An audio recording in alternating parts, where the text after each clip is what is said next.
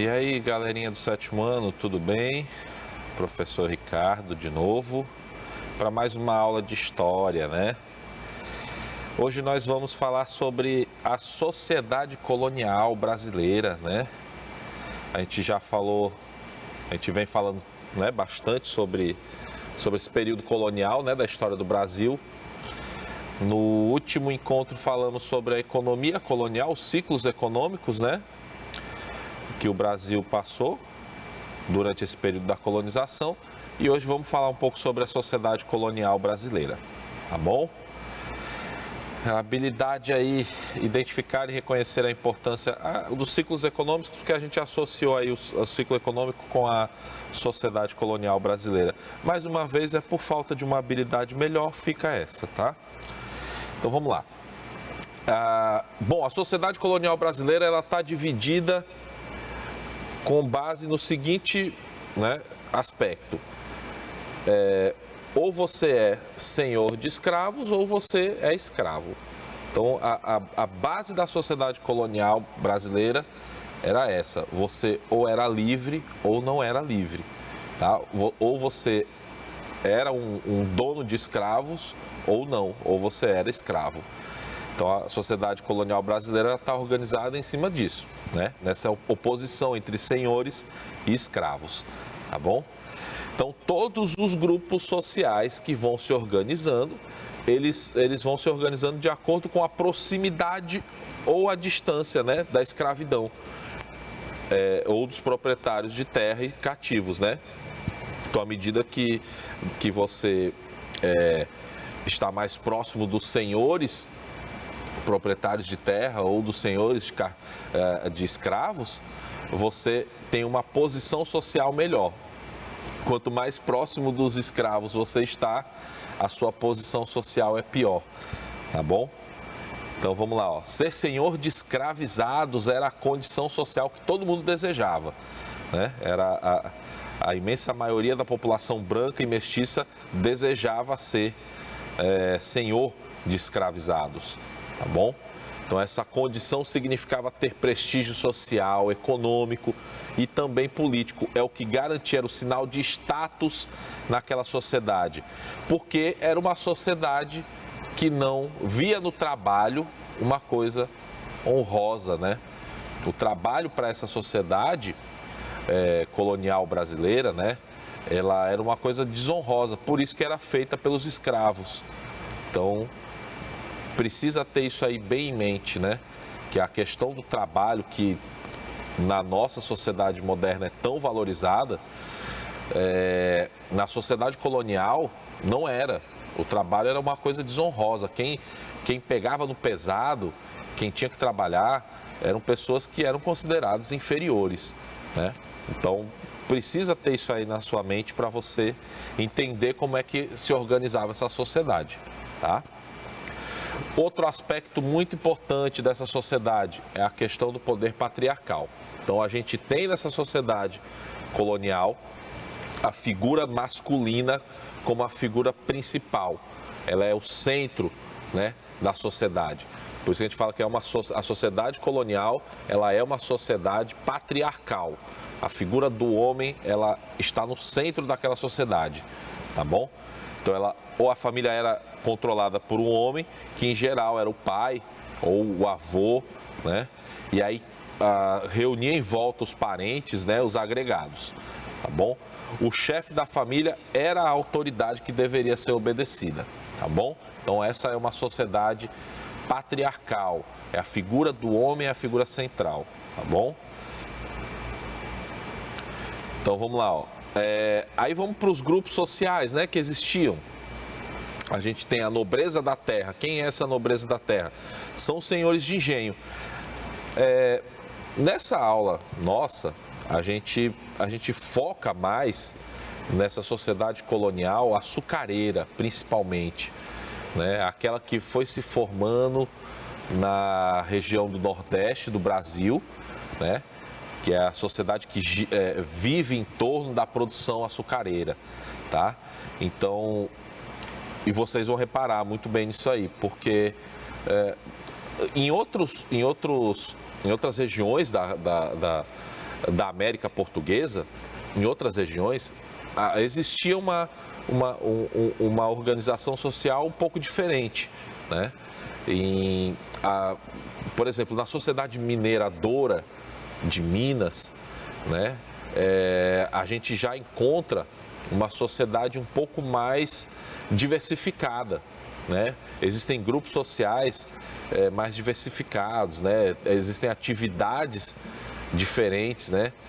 Então, atividades econômicas que geram grupos sociais diferentes, né?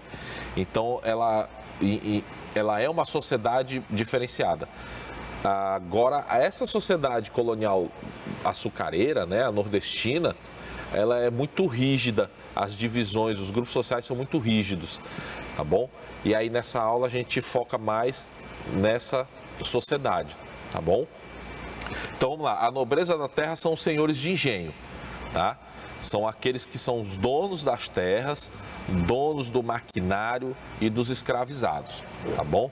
Então, esses senhores de engenho geralmente eram descendentes dos primeiros colonizadores portugueses, ou se diziam descendentes, né? Às vezes não eram, tá?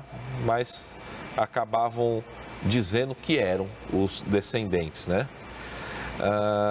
Esses mesmos senhores de engenho, né, ocupavam os cargos mais importantes, os cargos políticos mais importantes da América Portuguesa. Então, eles ficavam ocupando cargos nas câmaras municipais, né, das vilas e cidades. As câmaras municipais eram um dos principais órgãos, né, dessa administração na América Portuguesa. Eram as câmaras municipais. Era o poder local, né? Era de onde emanava as leis, mas da onde emanava também a administração das vilas e das cidades, né? Então, essa nobreza da terra, esses senhores de engenho que ocupavam esses cargos, tá bom? Aí a gente tem os homens livres, que são geralmente aqueles que, como eu disse, eles estavam mais próximos, alguns deles estavam mais próximos do senhor de engenho, né? Mas também, obviamente, como são homens livres, alguns deles pobres, iam se aproximando também dos escravizados, né? Então vamos aí a alguns exemplos desses homens livres. Tinha os lavradores de cana, que eram aqueles que possuíam pequenas propriedades, mas eles não tinham os equipamentos, né? Naquela região açucareira, eles não tinham os equipamentos para moer a cana, então eles só tinham a terra. Então, eles plantavam, colhiam e precisavam levar aquela cana de açúcar para os engenhos dos senhores de engenho, né? Que eram mais ricos, que tinham todo o maquinário para a produção do açúcar, tá? Então, eles eram chamados de lavradores de cana. Esses eram livres. Aí a gente tem também os comerciantes, que eram donos os comerciantes, sim, eram donos das maiores fortunas. Eu já cheguei a comentar com vocês, eu tenho certeza no último encontro, que a gente tem aquela ideia, né, de que os senhores de engenho, a nobreza da terra, os proprietários de terra eram os verdadeiros ricos, né, daquela sociedade colonial. E não era bem assim, né? Eu falei para vocês que os donos das maiores fortunas eram os comerciantes de escravizados. Os traficantes de escravizados eram os maiores, os que tinham as maiores fortunas. Os senhores de engenho deviam dinheiro para eles, né? E eram eles que acumulavam as maiores riquezas, tá? Que eu até falei para vocês em outro momento que não era incomum as pessoas saírem da América Portuguesa, pobres, miseráveis, resolver atravessar o oceano e ir para a África, virar aquele atravessador, né, dos traficantes e enriquecer na África, né, voltar para o Brasil rico. Então isso não era incomum, não, era uma coisa muito comum, tá? Então os comerciantes eram homens livres, os donos das maiores fortunas, comercializavam escravizados, comercializavam também os produtos europeus e indianos, né, como tecidos, ferramentas, também os produtos locais, como os animais e alimentos. Aí tem uma imagenzinha ao lado, né, do traficante de escravizados, tá?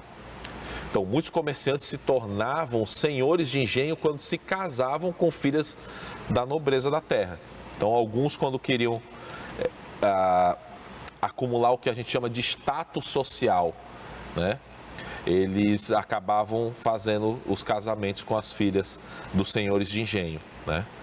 Aí você tem também os trabalhadores assalariados, como o feitor-mor, o mestre de açúcar, né? Que era o cara que controlava toda a produção do açúcar, né? Ele era um trabalhador livre. O purgador, que era o cara responsável lá na produção do açúcar, era o responsável por aquela etapa de esbranquear, né, o açúcar.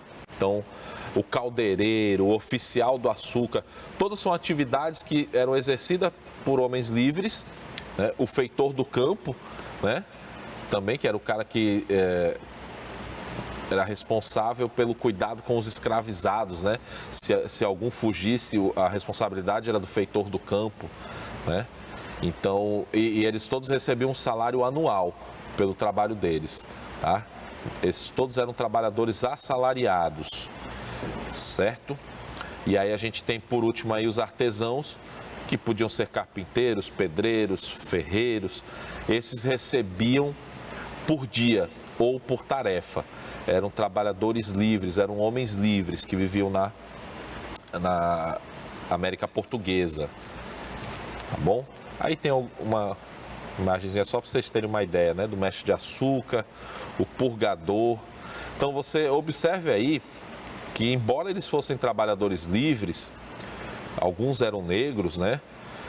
Uma característica aí fundamental é a questão do pé descalço, né? E aqui essa imagem provavelmente deve ter algum erro na composição dela, porque uma coisa que diferenciava o escravizado do homem livre era que o escravizado sempre andava de pé descalço. Eles não tinham sapatos. Aliás, era quando um escravizado comprava sua carta de alforria, a primeira coisa que ele fazia era calçar um sapato, porque é o que diferenciava na sociedade um homem escravizado de um homem livre era o calçado, né? Os escravizados sempre andavam de pés descalços. E aí, provavelmente, aqui tem algum erro nessa composição da imagem, porque eles são colocados como homens livres, mas pelo pezinho descalço você sabe que ele não era, tá? O que não impede também deles exercerem essas funções mesmo não sendo livres, tá bom? Então vamos lá. Para aí o outro grupo da sociedade, esse sim o mais numeroso, eram dos escravizados, tá certo? O trabalho dos escravizados é o que movimentava toda a economia colonial, ok? Existiam os escravos de campo, que eram aqueles que limpavam o terreno, plantavam, colhiam, pescavam também. Esses representavam 80% dos escravizados, né? Eram os escravizados, os escravos de campo. Você tem aí os domésticos e os artesãos. Esses podiam ser cozinheira, faxineira, arrumadeira, os oleiros, né? Os carpinteiros, ferreiros. Esses representavam 10% desses escravizados, né? E aí os demais 10%, eles estavam ali empenhados em trabalhar na fabricação do açúcar, tá bom? Então seria basicamente essa divisão dos escravizados. Você tem os escravizados de campo, que são a grande maioria, aqueles que são domésticos e artesãos, que exercem algum ofício, e aqueles que trabalham diretamente na fabricação do açúcar, né? Esses últimos dois são minoria, né, no grupo de escravizados, tá bom? Vamos aqui para a escravidão nas cidades. Existe aí também um fator interessante, né, que nas cidades os escravos eles eram divididos, né, em escravos de ofício e negros de ganho, né? Deixa eu só ver aqui, exatamente. Os escravos de ofício e os negros de ganho, tá? Então, quem eram os escravos de ofício? Eram aqueles que eram instruídos por seus donos para que pudessem viver à custa do seu trabalho, né? Então, eles, aí sim, novamente, eram carpinteiros, eram pedreiros, eram marceneiros, joalheiros também, ferreiros, pintores, alfaiates. Eram aquelas profissões, né, que existiam mais nas cidades, tá? Então, aqui nesse ponto já fica entendido que esses escravos de ofício a gente via mais naquela sociedade colonial de minas, né? A mineradora, porque ali já se desenvolveu uma sociedade um pouco mais urbana, né? E aí sim tinha a necessidade desses ofícios na cidade. Na sociedade açucareira, já era menor a existência, né, desses escravos de ofício. Então a maioria vivia mesmo trabalhando no campo, tá? E aí o que o dono fazia? Colocava esses escravizados para trabalhar nessas atividades, o que eles recebiam pelo ofício ficava com o dono, tá bom? O dono do escravo, tá? Então aí todo o trabalho a remuneração pelo trabalho que eles faziam ficava para o dono. Você tem dentro também das cidades os negros de ganho. Esses aí eram eram os escravizados que eram alugados para prestar serviços, tá bom? Então a questão aí do aluguel, é como se você, olha, eu tenho aqui um negro, né, que eu alugo para ser carpinteiro, né? E aí ele recebe um valor, né? O dono recebe um valor pelo aluguel daquele escravo, que podia durar semanas, né? Dias, até meses, né?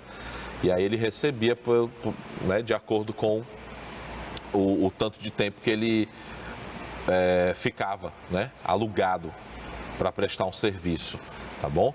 A diferença aí, pessoal, é que o escravo de ofício, ele ficava ali diariamente trabalhando naquele ofício e tinha um dono que recebia pelo trabalho dele. Aqui, o dono, ele aluga o escravo para outra pessoa, tá? Ele recebe só um valor pelo aluguel do escravizado, tá?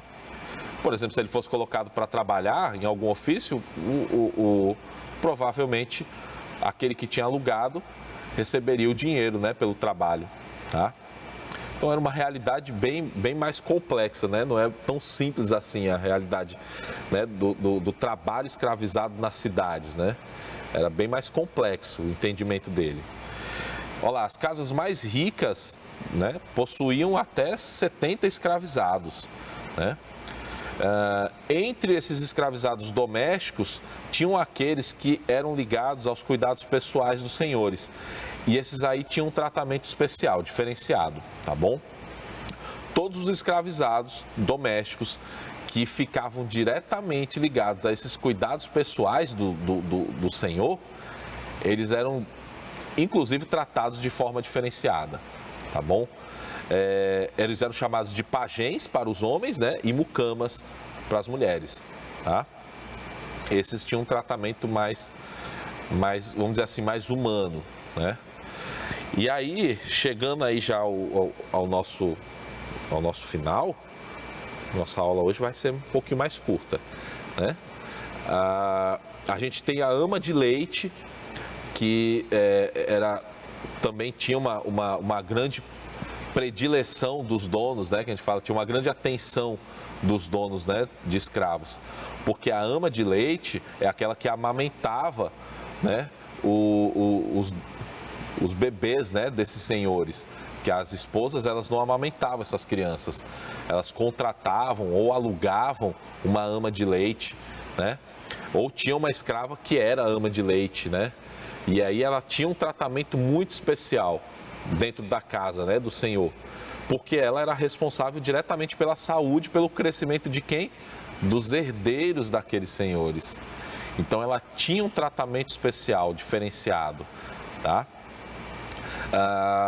Isso numa condição mais vamos dizer assim, mais humana, porque existiam aqueles também que donos de escravos que faziam, né, o aluguel, faziam até os anúncios, né, das amas de leite no jornal. E isso se aproveitando, obviamente, da condição, né, da escrava que tinha acabado de parir, e aí tinha o leite, né, disponível, e o dono do escravo era anunciar nos jornais, né, a ama de leite. E a ama de leite acabava sendo alugada, né, virava como se fosse um negro de ganho né? Era alugada, deixava de amamentar seu filho para ir amamentar as outras crianças. Essa aí já é uma realidade muito mais cruel, tá bom? Muitas também acabavam tendo que ser prostituídas, aparecia como anúncio mesmo nos jornais, nos classificados, toda essa situação, que era mais cruel, tá bom? Então, ó, uma coisa, aí como eu falei dos pés descalços, né? O que igualava todos na escravidão eram os pés descalços, tá?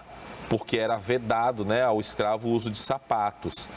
Então, somente aos homens livres era permitido o uso de sapatos. Quando o escravizado comprava sua carta de alforria, a primeira coisa que ele fazia era também adquirir um sapato, porque diferenciava ele na sociedade, tá certo? Gente, é isso. O estudo aí é o que abre as portas, não esqueça disso. Por isso que a gente deve se dedicar muito ao estudo, tá bom? Pessoal, um grande abraço para vocês, fiquem com Deus. A gente se vê em outra oportunidade, tá bom? Tchau!